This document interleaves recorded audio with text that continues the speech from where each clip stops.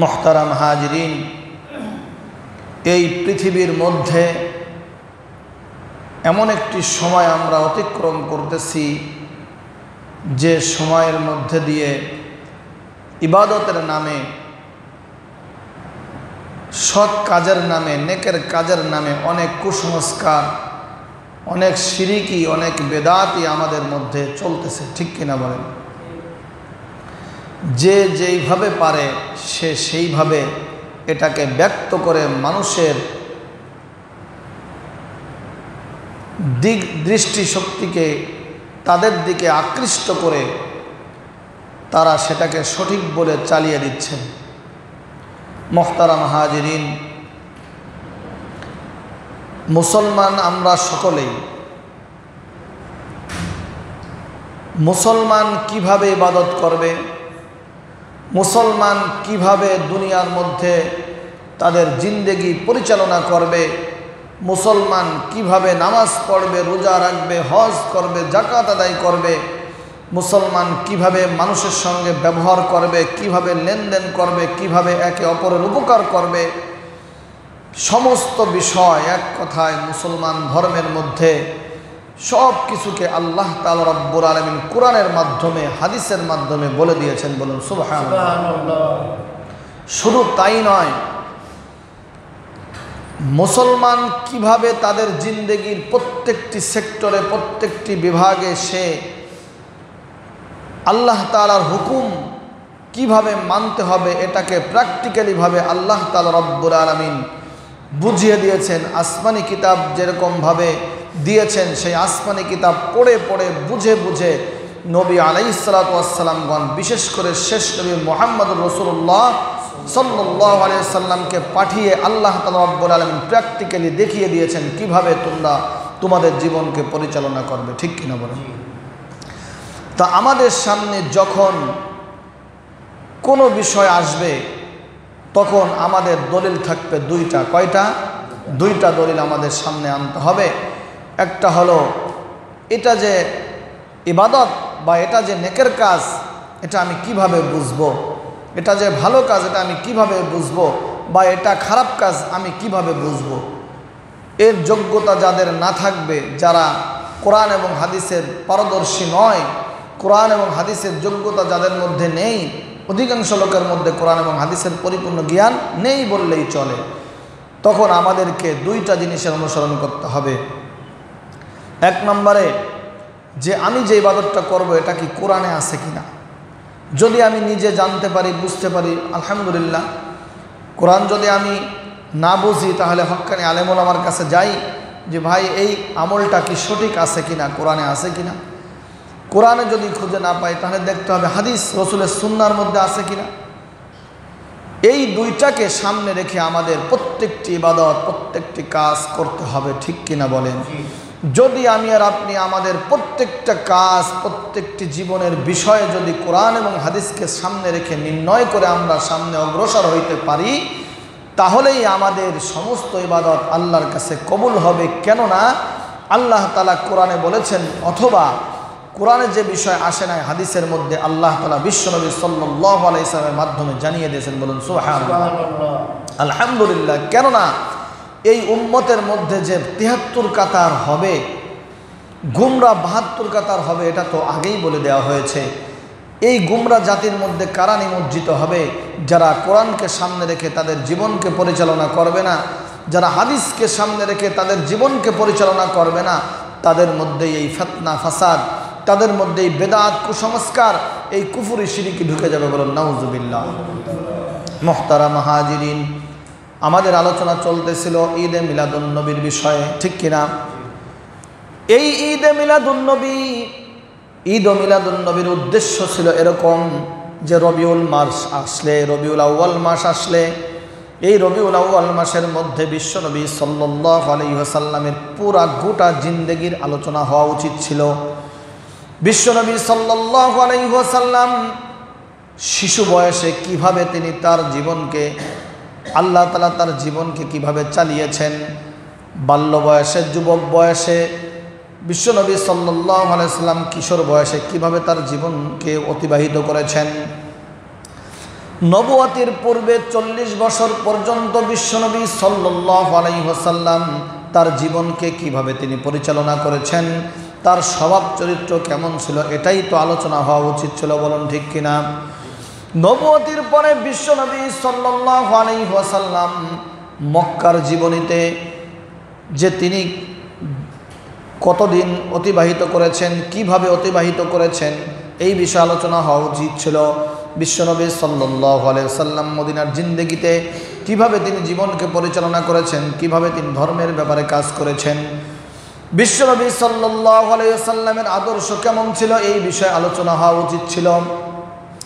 রবিউল আউয়াল মাস আসলে, বিশ্বনবী সাল্লাল্লাহু আলাইহি ওয়াসাল্লামের জন্মের মাস আসলে এইগুলা বেশি বেশি আলোচনা হওয়া উচিত ছিল, যাতে করে নতুন প্রজন্ম যারা দুনিয়ার মধ্যে আসতেছে বা আসছে, এরা যাতে বিশ্বনবী সাল্লাল্লাহু আলাইহি ওয়াসাল্লামের জীবন আদর্শ শুনে শুনে বিশ্বনবী সাল্লাল্লাহু আলাইহি ওয়াসাল্লামের জীবনের আদর্শ নিজেদের মধ্যে ধারণ করতে পারে, এই বিষয়ে হওয়া উচিত ছিল আলোচনা, বলুন ঠিক কিনা? বেশি বেশি বিশ্বনবী সাল্লাল্লাহু আলাইহি ওয়াসাল্লামের জীবন চরিত্র, বিশ্বনবী সাল্লাল্লাহু আলাইহি ওয়াসাল্লামের আদর্শ বেশি বেশি আলোচনা হওয়া উচিত ছিল, এই কারণে যে যাতে সমাজের প্রত্যেকটি মুসলিম নাগরিকের সন্তানেরা, বিশেষ করে এই ছাড়াও যারা যে ধর্মের লোক আছে না কেন, সবাই বিশ্বনবী সাল্লাল্লাহু আলাইহি ওয়াসাল্লামের জীবন আদর্শ বিষয় শুনে শুনে যাতে নিজেদের মধ্যে সেই আদর্শ স্থাপন করতে পারে, এটাই তো হওয়া উচিত ছিল। কিন্তু অত্যন্ত দুঃখের বিষয় যে বিশ্বনবী সাল্লাল্লাহু আলাইহি ওয়াসাল্লামের এই জীবন আদর্শ আলোচনা বাদ দিয়ে এক শ্রেণীর মুসলমান ভাইয়েরা তারা 12ই রবিউল আউয়াল মাস, রবিউল আউয়ালের 12 তারিখ আসলেই তারা বিভিন্ন শোডাউন, বিভিন্ন খিচুড়ি, বিভিন্ন জিলাপি, বিভিন্ন বিরিয়ানি তারা খেয়ে মাথার মধ্যে পতাকা বাঁধে তারা শোডাউন করতেছে। আমরা দেখেছি গতকাল বিভিন্ন রাস্তা দিয়ে, এই 12ই রবিউল আউয়ালে দেখেছি রাস্তার মধ্যে জ্যাম লাগাই দিয়েছে, তারা রাসূল সাল্লাল্লাহু আলাইহি ওয়াসাল্লামের জন্মদিন পালন করতেছে, বলেন নাউজুবিল্লাহ। আমি আগের জুমায় বলেছি আমাদের আদর্শ কারা, এই পৃথিবীর মধ্যে সবচেয়ে বড় আদর্শবান ছিলেন কে? বিশ্বনবী সাল্লাল্লাহু আলাইহি ওয়াসাল্লাম। তার আদর্শ আমাদেরকে ধারণ করতে হবে। এরপরে রাসূল সাল্লাল্লাহু আলাইহি ওয়াসাল্লামের সাহাবা আজমাইনগণের আদর্শ আমাদের জন্য জরুরি, তাদের আদর্শ অনুসরণ করা। রাসূল সাল্লাল্লাহু আলাইহি ওয়াসাল্লাম যেই কাজ করেন নাই, সাহাবা আজমাইনগণ যেই কাজ করেন নাই, কোরআনের তার কোনো দলিল নাই, হাদিসের মধ্যে তার কোনো দলিল নাই, অথচ এক শ্রেণীর লোকেরা তারা বিশ্বনবী সাল্লাল্লাহু আলাইহি ওয়াসাল্লামের জন্মদিনের নামে তারা বিভিন্ন কুসংস্কার আর বেদাতি কাজ করে যাচ্ছে, বলুন নাউজুবিল্লাহ। এই সমস্ত কাজ করে ধর্মপ্রাণ মুসলমানদেরকে ঈমান আকীদা নষ্টের দিকে নিয়ে যাচ্ছে। কিভাবে? আমি এটা আলোচনা করব ইনশাআল্লাহ। মুহতারাম হাজিরিন, বর্তমানে ঈদে মিলাদুন্নবীর নামে আর জশ্নে জুলুসের নামে যেই প্রথা, যেই নিয়ম চালু আছে, এই সমস্ত কিছু হলো নব আবিষ্কৃত বেদাত, বলেন নাউজুবিল্লাহ। এই সমস্ত কিছু বেদাত কিভাবে? প্রখ্যাত ইসলামী ঐতিহাসিক হযরত আল্লামা ইবনে খাল্লিকান রাহমাতুল্লাহি আলাইহি তিনি লিখেছেন, তিনি বলেছেন যে আবুল আখতাব ওমর ইবনে দাহিয়া নামক একজন দরবারি আলেম, ইরাকের তদানীন্তন বাদশাহ মুজাফফরউদ্দিন কুকুরি, এই দুইজন তদানীন্তন বাদশার আমলে 604 হিজরিতে তারা ইরাকের মুসিল শহরে সর্বপ্রথম এই মিলাদ কিয়ামের আবিষ্কার করে, বলেন নাউজুবিল্লাহ। 604 হিজরিতে একজন দরবারি আলেম আবুল আখতাব ওমর ইবনে দাহিয়া নামক, কার শাসন আমলে? ইরাকের তদানীন্তন বাদশাহ আবু সাইদ মুজাফফরউদ্দিন কুকরি 604 হিজরিতে তারা এই মিলাদ কিয়ামের আবিষ্কার করেন। এরপরে এই মিলাদ কিয়াম অগ্রসর হতে হতে কিছুদিন পরে এই মিলাদের শুরুতে তারা ঈদ শব্দটি ব্যবহার করে দেয়, বলেন নাউজুবিল্লাহ। ঈদ শব্দটি ব্যবহার করে দিয়ে হয়ে যায় কি? ঈদে মিলাদুন্নবী। এরপরে ধীরে ধীরে আরও 600 বছর অতিক্রম করে ইংরেজদের শাসনামলে লাহোরে হাজী এনায়েতুল্লাহ এবং মুজিদ সাহেবের মৌলভী মুজিদ সাহেবের নেতৃত্বে এই জশ্নে জুলুস তারা যুক্ত করে দেয়। বলেন নাউজুবিল্লাহ। জশ্নে জুলুস তাহলে হয়ে গেল কি? প্রথম ছিল মিলাদ কিয়াম আবিষ্কার করা হয়েছে, ভালো করে বুঝবেন। এরপরে কিছুদিন পরে ঈদ শব্দ ব্যবহার করা হয়েছে, হয়েছে ঈদে মিলাদুন নবী। এরপরে লাহোর থেকে পাকিস্তানে এসে আরও 600 বছর পরে, অর্থাৎ আগের 604 পরের 600 বছর, অর্থাৎ প্রায় 1200 বছর পরে গিয়ে পাকিস্তানের লাহোরে হাজী ইনায়েতুল্লাহ এবং মৌলভী মুজিদ সাহেবের নেতৃত্বে জশ্নে জুলুস বর্ণাঢ্য র্যালি বের করা হয়। বলেন নাউজুবিল্লাহ। এই বেদাতি নামে ভাইরাস, এই জশ্নে জুলুস ঈদে মিলাদুন নবী, বাংলাদেশে এই ভাইরাসটা ঢুকে হলো 1974 সালে। কত সালে? 1974 সালে। তাও কিভাবে? পাকিস্তানের সিরকুটের ভণ্ড একজন পীর, পাকিস্তানের সিরকুট একটা এলাকার নাম আছে না, সেই দরবারের ভণ্ড পীর তোয়েব সাহেবের নেতৃত্বে এই বাংলাদেশের জশ্নে জুলুস নামে এই র্যালিটা বের করা হয়। বলেন নাউজুবিল্লাহ।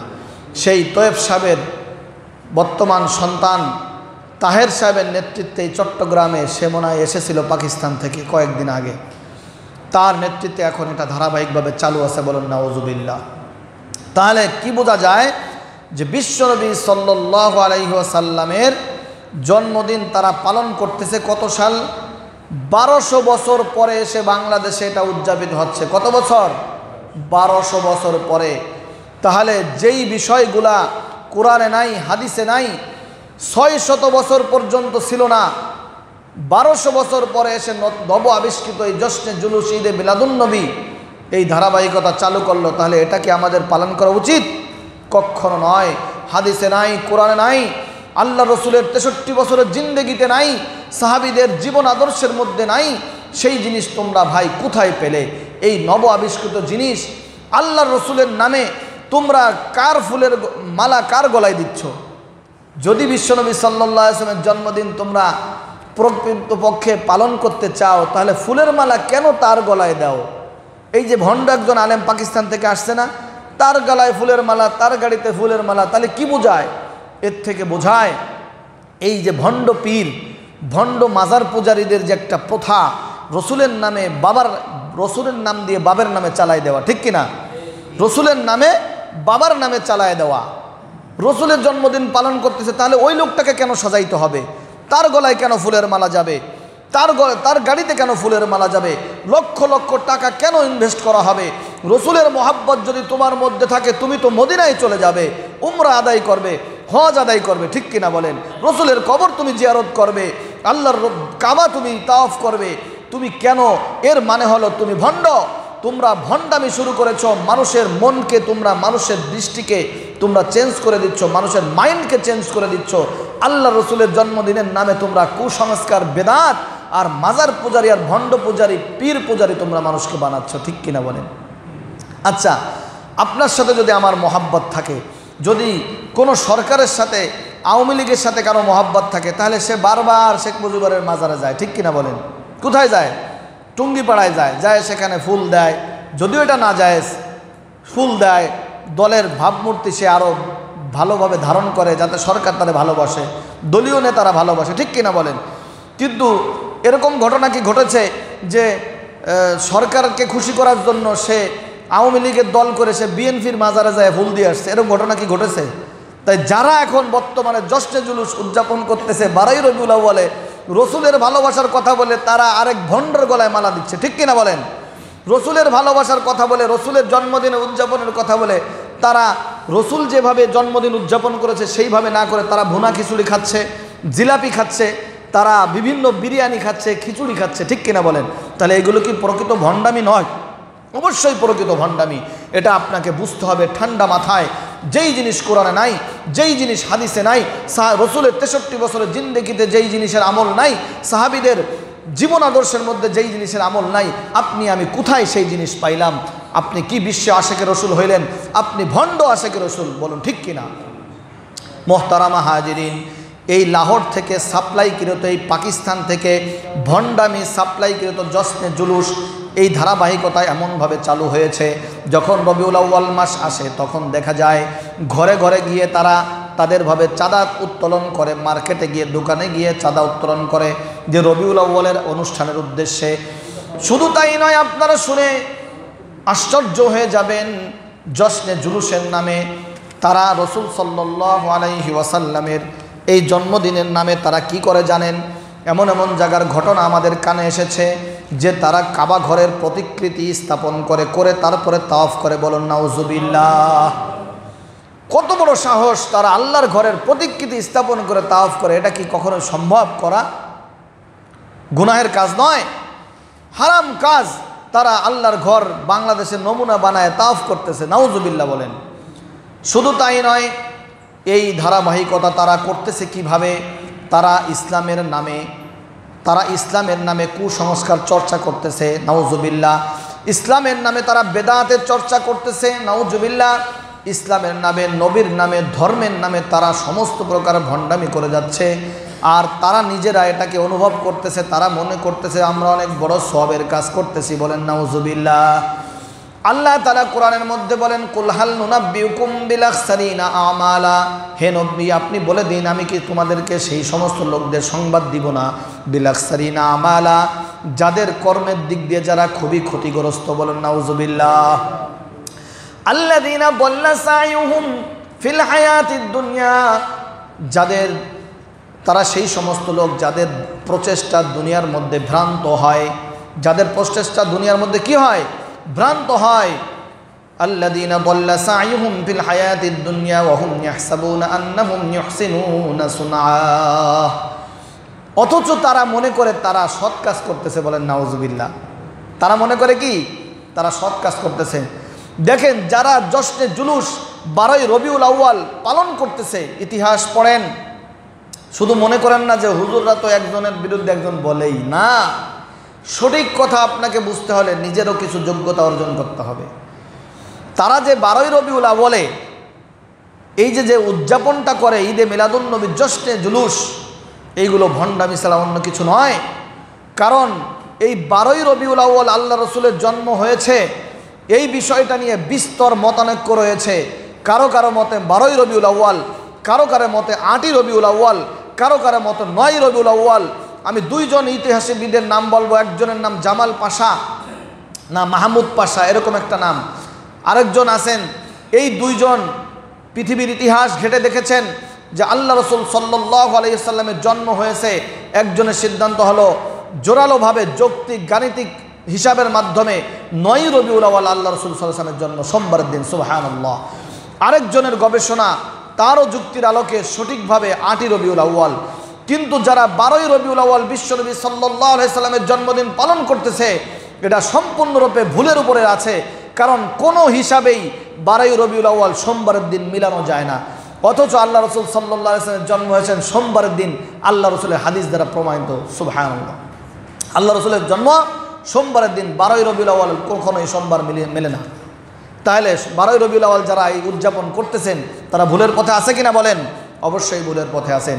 আর তারা যে জশ্নে জুলুসটা উদযাপন করতেছেন, এটা এখন যদি এই মুহূর্তে যদি এটা রোধ করা না যায়, এই বেদাত জশ্নে জুলুস ঈদে মিলাদুন নবী যদি এখনই যদি এটাকে স্টপ করে না দেওয়া হয়, ভবিষ্যৎ প্রজন্মের মধ্যে এই বেদাতগুলো এমনভাবে ছড়াবে, আমার আপনার নেক্সট প্রজন্ম, সন্তানেরা, নাতিপুতিরা, তারা কি করবে জানেন? তারা এই বাড়াবাড়ির কারণে নিজেরা গুমরাহির মধ্যে নিমজ্জিত হয়ে যাবে। তারা মনে করবে এটাও একটা আমাদের ইবাদত, এটাও একটা আমাদের আমল। নাউজুবিল্লাহ বলেন। এটা কোনো আমল হতে পারে না। আল্লাহ রসুলের জীবন আদর্শ নিজের মধ্যে ধারণ করতে হবে। রসুল কিভাবে দাড়ি রেখেছে, বিশ্বনবী সাল্লাল্লাহু আলাইহি সাল্লাম কিভাবে জামা পরেছে, কিভাবে তিনি নামাজ আদায় করেছেন, কিভাবে রাষ্ট্রীয়ভাবে পরিচালনা করেছেন, কিভাবে সামাজিক বিষয়গুলো পরিচালনা করেছেন, কিভাবে মানুষের সঙ্গে লেনদেন করেছেন, বিশ্বনবীর স্বভাব চরিত্র কেমন ছিল, এটাই তো রসুলের আশেক হওয়া উচিত ছিল মানুষকে। এটাই তো অনুসরণ করে, ঠিক কিনা বলেন?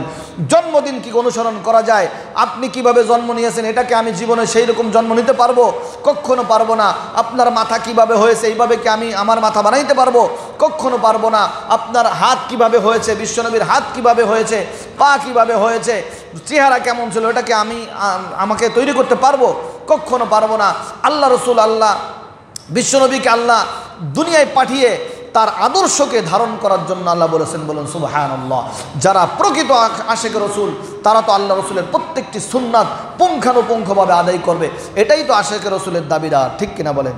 তারাই তো আশিক রসুলের দাবিদার। কিন্তু এখন করে কি, আল্লাহ রসুলের আশিক রসুলের দাবি করে তারা যত ভণ্ডামি আছে সমাজের মধ্যে করতেছে, বিরিয়ানি খাচ্ছে, জিলাপি খাচ্ছে, আর বিভিন্নভাবে অনুষ্ঠান করতেছে। তারা রসুলকে বছরে একদিন আসলে শোডাউন দিয়া তারা কি করে উদযাপন করে।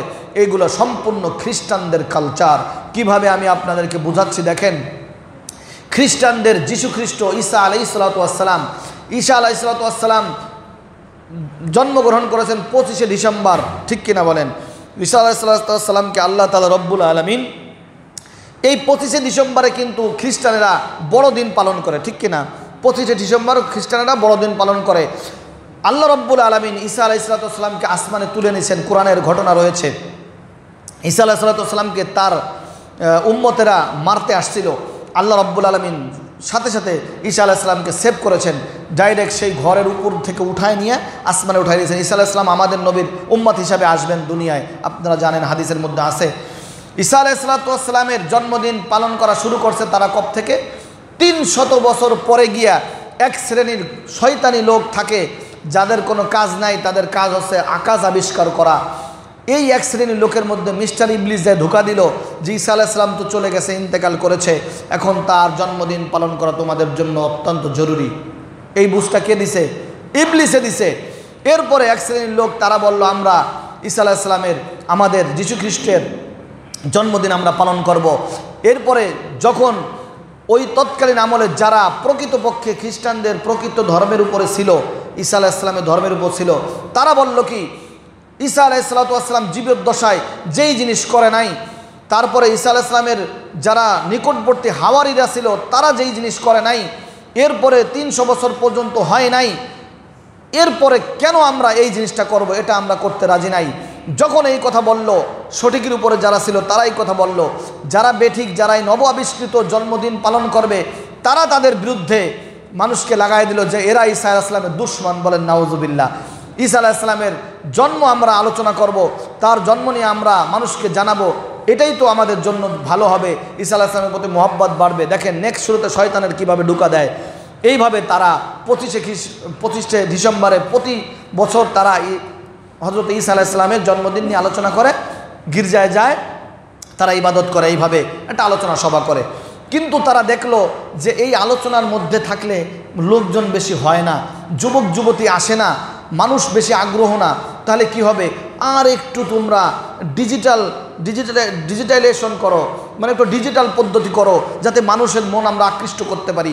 তখন তারা কি করলো, এই গানবাদ্য, এই যে খ্রিস্টানদের গির্জায় দেখবেন যে কি বাজায়, তারা গানবাদ্য বাজায়, বাজনা বাজায়, সুন্দর, মানে সুন্দর না, গান বাজনা তো সুন্দর হইতে পারে না, হারাম। ওইটাকে একটা মানুষের আকৃষ্ট করার জন্য করুণ শব্দ একটা ব্যবহার করে। তা ওই শব্দ ব্যবহার করে তারা কবিতা আবৃত্তির একটা অনুষ্ঠান করলো। দেখলো যে কিছু লোক এখন আসে। তখন তারা আবার গবেষণা করলো যে না, অনেক মানুষকে এখানে জমা করার দরকার।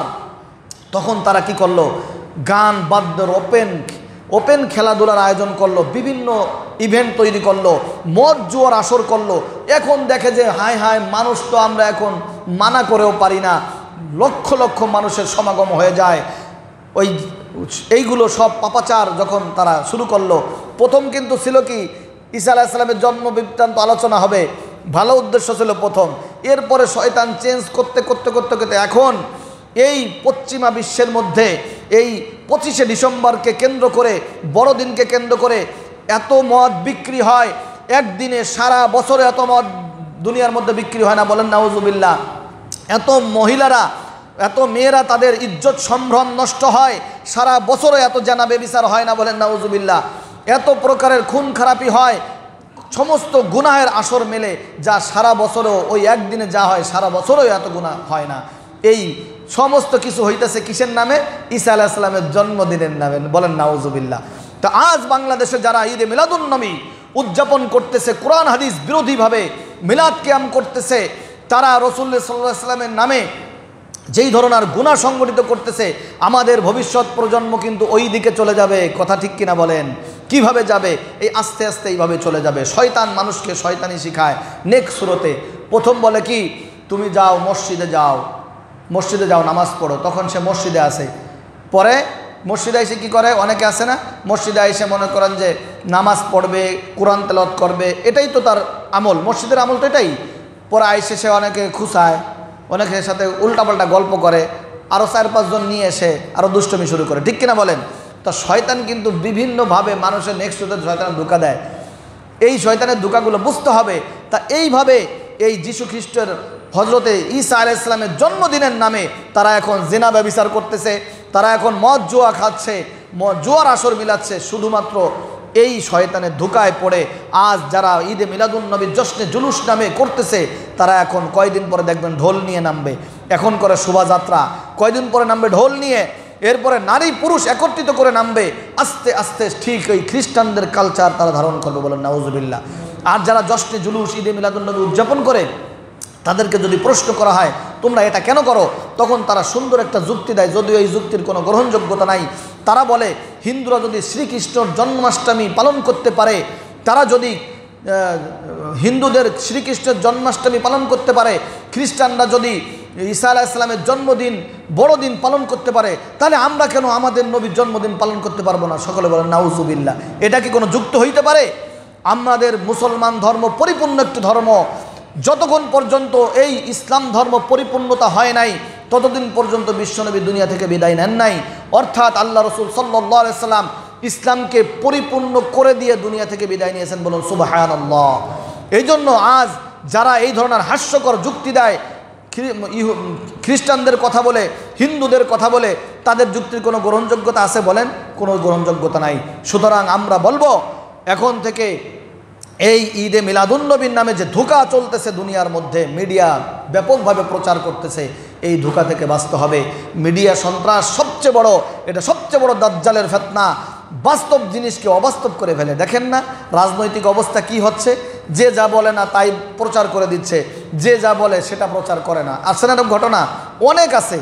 দেখেন বাংলাদেশের মধ্যে অনেক ঘটনা এরকম ঘটতেছে, আপনারা খেয়াল দিলে বুঝতে পারবেন। সুতরাং এই ঈদে মিলাদুন্নবী যে প্রকৃতপক্ষে বেদাত, এর মধ্যে কোনো সন্দেহ নাই।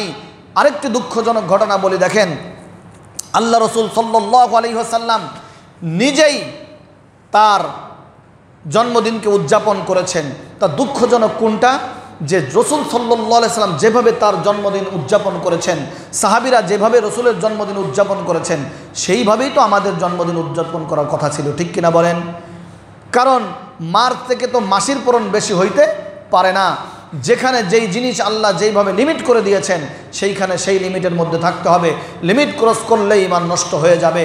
আল্লাহ রসুল সাল্লাল্লাহু আলাইহি সাল্লামের জন্ম উদযাপন আমরা ওইভাবেই করব যেইভাবে রসুল সাল্লাল্লাহু আলাইহি সাল্লাম নিজে জন্মদিন পালন করে গিয়েছেন, তার সাহাবীরা যেইভাবে রসুলের জন্মদিন পালন করে গিয়েছে সেইভাবেই তো আমরা পালন করব, ঠিক কিনা বলেন? কিন্তু আমরা তো মন গড়া পালন করতে পারি না। আল্লাহ রসুল সাল্লাল্লাহু আলাইহি সাল্লামের জন্মতে আমরা সবাই খুশি কিনা বলেন? রসুলের শুভ আগমনে আমরা সবাই খুশি, সারা দুনিয়া খুশি, মানুষ খুশি, প্রাণীকুল খুশি, সারা পৃথিবী খুশি, কুল কায়নাত সকল কিছুই খুশি, আমরাও খুশি। আল্লাহ রসুল নিজেও তার জন্মে খুশি হয়েছেন, বলুন সুবহানাল্লাহ। আল্লাহ রসুল সাল্লাল্লাহু আলাইহি সাল্লাম নিজে তার জন্মদিন উদযাপন করেছেন কিভাবে? মুসলিম শরীফের হাদিসের মধ্যে এসেছে, আল্লাহ রসুল সাল্লাল্লাহু আলাইহি সাল্লামকে হজরতে আবু কাতাদা রাদিয়াল্লাহু তাআলা আনহু আনসারী থেকে বর্ণিত, সুইলেন নবী সাল্লাল্লাহু আলাইহি ওয়াসাল্লাম আন সিয়াম ইয়াউমুল ইসনাইন, তাকে রসুলকে প্রশ্ন করা হলো, ইয়া রাসূলুল্লাহ, আপনি কেন এই সোমবারের দিন রোজা রাখেন? রসুল কিভাবে জন্মদিন পালন করেছেন, তার জন্মদিন ভালো করে শুনে রাখেন। মুসলিম শরীফের হাদিস থেকে বলা হচ্ছে, আল্লাহ রসুল সাল্লাল্লাহু আলাইহি ওয়াসাল্লামকে প্রশ্ন করা হয়, ইয়া রাসূলুল্লাহ, আপনি এই সোমবারের দিন কেন রোজা রাখেন? আল্লাহ রসুল সাল্লাল্লাহু আলাইহি ওয়াসাল্লাম বলতেছেন, হে সাহাবীরা শোনো, আমি 3 কারণে আমি সোমবারের দিন রোজা রাখি। কয় কারণে? 3 কারণে হাদিসের মধ্যে বলা হচ্ছে। 1 নম্বর কারণ, আল্লাহ রসুল সাল্লাল্লাহু আলাইহি ওয়াসাল্লাম বলেন, ফি উলিদতু, সোমবারের দিন আমি জন্মগ্রহণ করেছি, আল্লাহ আমাকে সোমবারের দিন জন্মগ্রহণ করিয়েছেন, এই শুকরিয়াতান আমি সোমবারের দিন রোজা রাখি, বলুন সুবহানাল্লাহ। 2 নম্বর কারণ, ফি উবআসু আলাইহি, আমার উপর প্রথম দুনিয়ার মধ্যে আমার উপর প্রথম ওহী আসে এই সোমবারের দিন, বলুন সুবহানাল্লাহ। এই কারণে আমি রোজা রাখি। আর 3 নম্বর কারণ হলো, সোমবারের দিন আর বৃহস্পতিবারের দিন আমল নামা আল্লাহর সামনে দেওয়া হয়, আমি চাই এমন দিনে আমার আমলনামা আল্লাহর কাছে যাক যেই দিনে আমি থাকি রোজাদার। বলুন সুবহানাল্লাহ। তাহলে 3 কারণে রসুল সাল্লাল্লাহু আলাইহি ওয়াসাল্লাম সোমবারে রোজা রেখেছেন, তার জন্মদিন উদযাপন করেছেন। আর তোমরা খাও সিন্নি, তোমরা খাও জিলাপি, তোমরা খাও বিরিয়ানি, আর তোমরা শোডাউন দাও শহর ভরে, দেশ ভরে, মানুষকে দেখাও রসুলকে ভালোবাসো। আরে ভাই, রসুলকে তো ভালোবাসতে হবে প্রত্যেক মিনিটে মিনিটে, সেকেন্ডে সেকেন্ডে।